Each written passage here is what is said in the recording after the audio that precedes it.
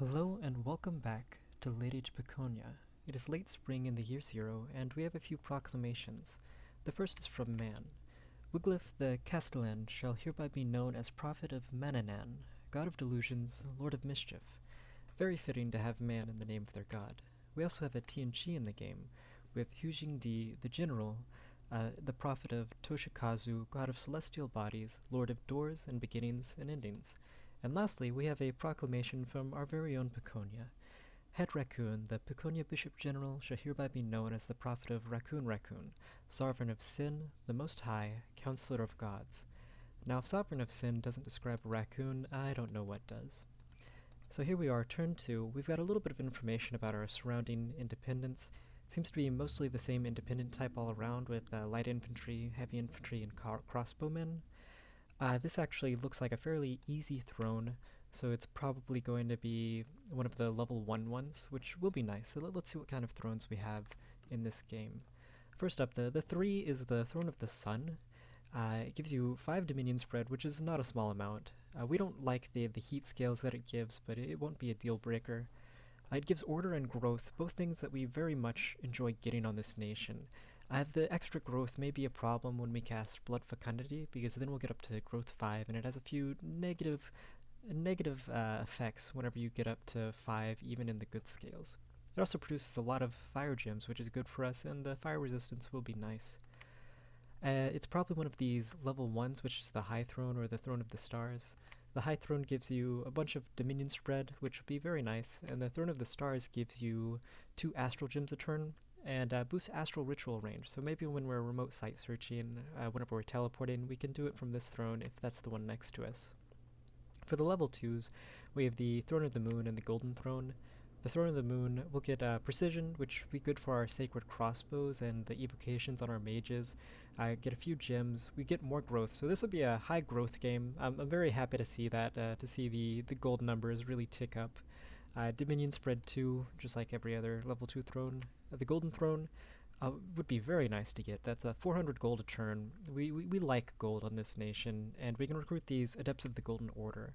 That's a Fire 2, Astral 2, with a random, only 320 gold, and Adept Researcher 8. We would love to get this, especially, Fire, Astral, High Fire, Astral, help with foraging a little bit. It'll also give you air. It'll break you into air on this nation, and air into your communion since it's an Astral Mage. So it's just it's a very wonderful throne for us if we can get lucky enough to grab it early.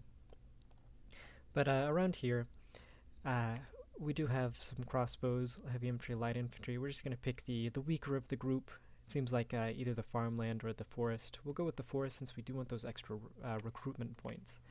We'll go ahead and give him our lucky defenders we got, that extra crossbow. We'll leave this as a guard commander for now, and we can just put him up at the front if we ever run into heavy cav.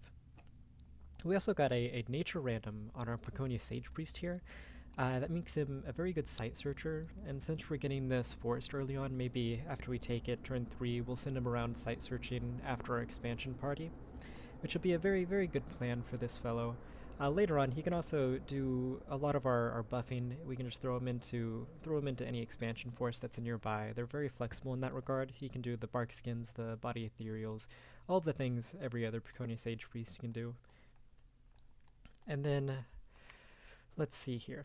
It does look like we lost that bid on Obscuro the Hidden Master, which is fine. That extra 100 gold can really go anywhere. We're very gold hungry early on. And for scripting taking this forest here, you do want your front line to line up at the same time, which is a little bit difficult since these are combat speed 5, and our defenders are combat speed 2, which is as quick as our fountain moves, ironically enough. But I have found that putting them all the way to the back here with the spearmen and the Piconye defenders, you have these guys on hold and attack, way at the back, the farthest they can go, and then go 5 forward and have them on attack. Just both of them can be on attack closest. There's no real issue there. You might want to change it up depending on the independent type. But here with 5 in the back holding attack and these people, the Piconye defenders on attack straight away, they'll end up lining up around the same time the melee of the independents lines up with you. You can have these guys just on hold and fire enemy archers. sparse line formation because they will be trading blows with the crossbowmen. If they're all packed together in a line, then the crossbows will target them. But sparse formation, they usually try to target your shielded troops here, which is better. We'll just move both of our infantry up one more tile so that we can put our archers, our crossbowmen here in the back.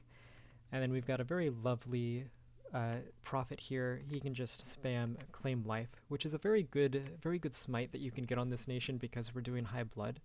It'll give you a chest wound, so it'll very much deter anybody who's running at you with a lot of their expensive sacreds with an expander.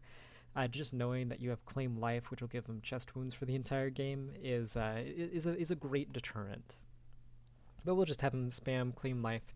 In this screen, you can press X, and it will just do the last spell that you had selected, and you can fill up his entire script that way. And this will be able to take out most independents around that you start with. Should be able to take that province. For recruitment, we'll go ahead and keep it here. We'll get another Sage Priest along with the Piconye Sage that we were already recruiting from last turn. You have 3 commander points a turn, so you get 1.5 of these researchers, these Piconye Sage Priests, these researchers, all of the 2 recruitment things that you want to get. And we'll get a few more defenders here. We can get 8 more, it looks like. We'll go ahead and get another crossbow. And another one of these militia, just as a lance catcher.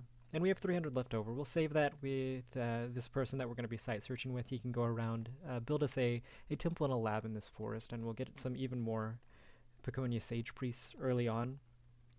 We do have research, so let's see. We randomed into construction, enchantment, and thaumaturgy. Construction is nice. You can recruit a few more of the. You can build a few of the magic trinkets whenever you start out with that, which will be nice if you want to just throw something small onto one of your commanders just to make sure that they don't die as easily. Thaumaturgy, you do like getting Thaumaturgy 1 just for the communions, because this gives you Communion Slave, Communion Master, which all of your Piconye Sage Priests can cast. It also gives you 7-year Fever on your Nature randoms, because it's Nature Fire, and it's another one of those really great deterrents for other nations. If somebody has an Awake Expander or expensive Sacreds, just being able to tell them that you can cast 7-year Fever very easily and disease their Expander, disease their Sacreds, it can be a great deterrent. It's a great Diplo tool. And then what you really like though, and what I was hoping to get, is a little bit of alteration. What we're going to go up first is alteration 3, so we can get this Body Ethereal. It gives you a lot of good things. Body Ethereal is really the spell that is going to carry you through the early and mid game. You also get Barkskin on your nature randoms, which will make your defender's protection go to insane degrees. It'll also put a lot more staying power on your sacreds. For the melee sacreds. It gives you Gift of Cheated Fate, which is good on this nation. A lot of times that first strike is going to kill them anyway, so this will double the time that they're on the field most of the time. So very good. It also gives you personal Iron Skin on your mages, just to make sure they don't get sniped by an archer. Evocation, you like Evocation as well, especially Burning Hands. We'll show you what I like to do with these mages whenever we get a little bit of research online. And then you kind of just want to pump up enchantment. Once you get to enchantment 5, you get the very high buffing Envenom arrows, which is Serpent Fang arrows. It'll let you buff 20 area of effect, which will cover a lot of your archers, a lot of your crossbows, a lot of your slings. And then at 5 you get Flaming arrows, which is even better. It's still 20 area of effect, but it does AP 8 fire damage, which is just amazing.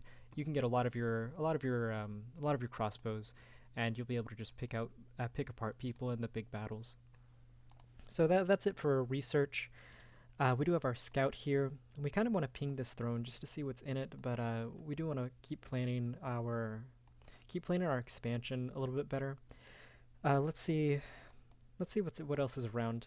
Let's go ahead and go to this forest here. It's next to the province we're just about to take, so we probably shouldn't do that one. It'll show us some indie scout reports next turn. How about this one here?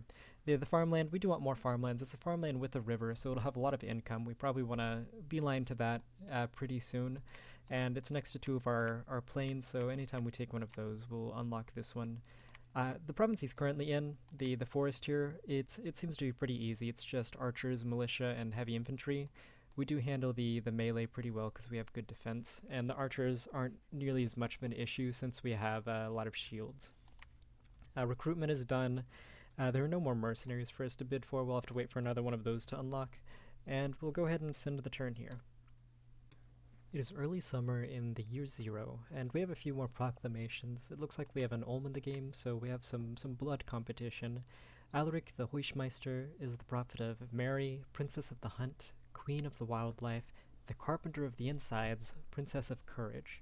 Sounds like a very nice lady. We also have an Utgard and a Veriheim, both nations who like cold scale, so it's good that we went heat. Tun the Jotun Jarl is the prophet of Mokakalf, the one who purifies everyone by the very utterance of his name, father of gods, patron of huntsmen, friend of all. And Veriheim has Vale the Verijode, the prophet of Bone Shudder, prince who knows all things, guardian of the dead, the shadow. And then we have our battle here in Haunted Wood. You'll see our formation with them on attack closest, 5 forward from the spearmen with hold and attack. They should line up with the infantry nearly at the same time. Crossbows on hold and attack. You'll see he's not casting Claim Life yet. He's doing Holy Avenger and Sermon of Courage. Once they get within range of Claim Life, he'll start doing it, but for now he's going off script. And we'll see how this goes. We'll go ahead and fast forward because we do have slow troops. Trade in some crossbow shots here, and then you'll see we line up at the same time here with their infantry. They have heavy infantry, light infantry, much like us. Crossbows have routed on our side. We do have low morale, which is something you need to look out for, but it seems like it's a pretty good win. It seems like they killed quite a few of the crossbows before they routed as well. So let's go ahead and see what the retreat details were like on that. It's a solid win. Very equal numbers, actually. 26 crossbow, 24 crossbow, heavy and light infantry. 61 here, 60 here. We lost another 8. 21 of them dispersed, 21 of our crossbows dispersed, and 13 of them made it back to our capital. So we lost another 8. Overall, for very equal forces, we didn't lose very much at all. And we do have more recruitments in our capital. An unexpected event happened in the Haunted Wood. Brigands have taken up residence, so we're going to have to patrol that out, get the unrest down. It seems like we also have this great iron mine. It produces a bunch of resources which should be taken by our cap, and we should be able to recruit quite a bit this turn. Since you're playing Misfortune, at least in this particular game, we want to get high defense, so maybe about 10 in every province just to protect us from some of the Misfortune events. This will also give us a little bit of unrest reduction since we do have the brigands there. It's already at unrest 38. It affects income. It's not a good thing. It looks like 130 here in this farm province. We probably can't take it with what we've got currently. This only has 40, so there shouldn't be too many in this plain. And then this farmland here, the farmland river, it'll have a lot of income. It does have heavy infantry, so it's good we got a few of the militia. I think we'll go ahead and move this force down, our general, to pick up the crossbows here that routed, and we'll be able to recruit quite a bit, so let's see, what do we want to send with them? I think instead of this extra sage, let's just go ahead and get another sage priest. The sages are good for research, but the sage priests give you more immediately, so it's a 15 research and 13 research, so even though it's much more cost effective to get the sages, but it's much more commander point effective to get the sage priests. We'll get a whole lot of these sage priests pretty soon, so we'll probably switch over to the sages in our forts pretty soon as well. So let's go ahead. We've got 416 resources. You'll see the bird knights here are actually very recruitment point restrained, so you can only get 12 here at our cap before we're out of recruitment points, and we still have another 200 resources. These are good for heavy cav. The high defense dodges their lance charge, and then because the heavy cav is very fast, they'll run away from their commanders, and the bird knights can go kill them before the knights and the heavy infantry can really get back. But for this, we're just gonna buff up his front line with a lot of these defenders. Get a few more of these crossbowmen here with what resources we have left. And maybe just a couple more of these lance catchers, since we're planning to run down and hit the heavy cav after this. We'll go and send our sight searcher with this arm. Actually, we want more alteration, so we'll wait until we get like at least alteration 2 before we send that guy out to sight search. So that'll be recruitment for this turn. Are there any mercenaries for us to bid on? We do have the Bandar Band, which will be pretty nice, 250 gold. We only have 120 left. It's probably better to just save the gold that we currently have. And then we've got to do something with our scout here. It looks like 140 this throne here. Archers, just light infantry, crossbowmen, heavy infantry. We might want to ping it now. There's actually not very many troops in the Shade Forest. We might be able to take it with what we have, but we'll just plan to send another force this way through the Haunted Woods to take that at some point. Let's go ahead and see what is. Let's go ahead and uncover this Fog of War. We're gonna start learning some of our neighbors here. Let's move right up to this Royal Green. Wow. You actually just barely can't reach these provinces up here for the Fog of War. So let's start uncovering the one over here. And that should be everything. We've got recruitment finished. We've got our troop movements going on. And let's end the turn here. Actually, let's look at the nations of this world, the pretenders of this world.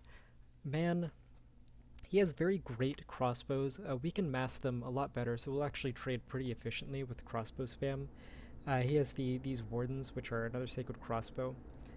They can do a lot of really cool things. These trade well with crossbow and crossbow battles because they have good protection and they're sacred, so you can do some cool things. They're also stealthy, so you have to worry about raiding. For their mages, they've got another astral nation here. They've got these spies that are great siegers and siege defenders. They're masons as well, so they can get very high castles, so they'll be hard to siege through, and they'll be easy to siege you. Ulm here is a real blood powerhouse. They've got the fortune teller, which will help if they want to take misfortune. They've got the Heuschmeister with the knights down here, the Black Templars. So they have a very solid sacred heavy cav. The real star of it, though, are these members of the second tier and the illuminated one, which makes them a very good astral nation. 105 gold for an astral one. With our researchers, we can do that for 100 gold. But the members of the second tier, it's a good blood searcher. It gives you good astral. It also has a lot of 10% chance for this cross path here, and they have great protection on their troops. Just like with MA Ulm, their protection's a little lower here, but still 21 protection late age is very good. 22 protection on this Ghoul Guardian. They have the Black Halberd, which also has a Beacon of Heresy effect, just like our Baculite does. So if they want to do something with their Black Templars, we'll be able to knock them out, and they will compete a little bit with the Blood and Astral spells that we want to control late game.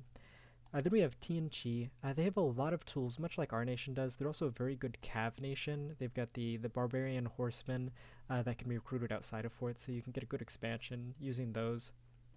And then they have all of these tower shielded infantry, which can handle late age crossbow fire very well. And then for their mages, they have a lot of low paths across several different paths with these celestial masters. Then they have the ancestor guide. they have a lot of really great tools, really great nations, and we'll see as the AI uses them.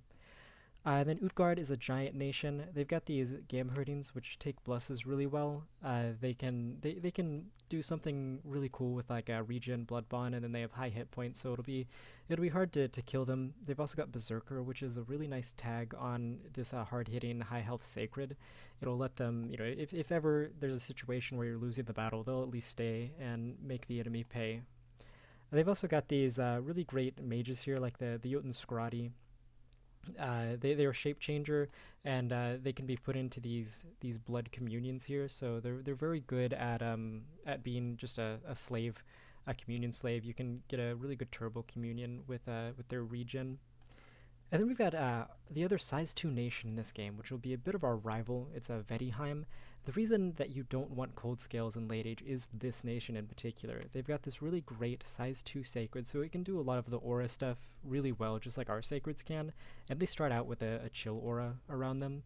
They also get ice protection, which gives them better protection in cold provinces. So, that plus chill being stronger in cold provinces just makes them very scary in any sort of cold scale. And they can spam them pretty well. Only 24 gold. A lot of goblins, a lot of size 2 infantry. They also have a very good Veti crossbowmen, which is actually slightly more massable than our crossbowmen because it costs less resources, less recruitment points. It's also stealthy, a little bit more damage. So it's a very scary mirror of our nation. Although we have Astral, they have a bit of blood, which we're going to get into blood as well. They've got another really great. The Vedi Gaija is a real star, just like our Piconye Sage Priest is. So it's just a scary mirror of our nation. And then there's us, Piconye. So let's go ahead and send the turn here, see what awaits us. It is now summer in the year 0. It seems like we got that first level of alteration researched. One of our crippled units also died on the march back, but that's no real issue. Let's go ahead and get these defenders and crossbowmen back onto our commander here. As these spearmen die, we won't really need to worry about lining them up with our defenders as much, so that'll make scripting a little bit easier going forward. Then sparse line formation, same as before, hold and fire enemy archers. It'll hopefully go a little bit better this time around. And we are planning to go down to this lower 50 unit province here. It was 60 the first turn, then 40, then 50, so it is probably sitting around 50 units in this province. But we're going to go ahead and give them our militia, keep them as guard commander detail, just so that we can hold them for the crossbow, the heavy cav province that is right here in the farmland and river. Our scout, which gave us that information, is going to keep uncovering this fog of war. And for recruitments, we're actually going to do something kind of fun. We're going to give them 12 of these. Yeah, we can recruit 12 of these bird knights here. We're going to get another defender just to use up the last of the recruitment points there. And we're going to get a bird knight commander to move them around. We can get the Piconye Sage. We don't have enough gold for the Sage Priest this time, it seems. But it should be absolutely fine. What we'll do is whenever we get the bird knight commander and their bird knights next turn, we'll go ahead and meet them up because they can fly multiple provinces. We'll go and meet them here at the farmland with our starting force. And bird knights are actually pretty good against heavy cav. Their defense dodges the first lance strike there, and then they can run back there and kill the commanders pretty easily, which is a good way to kill heavy cav provinces. For mercenaries, there's the elephant corp.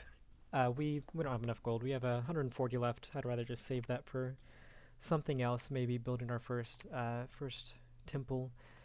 And let's see, alteration. Once that gets to alteration 2, we'll start running around with our Sage Priest here to site search. But we'll go ahead and move him out this turn just to get more Sage Priests out. We're going to have a fort. We're going to have a temple and a lab there.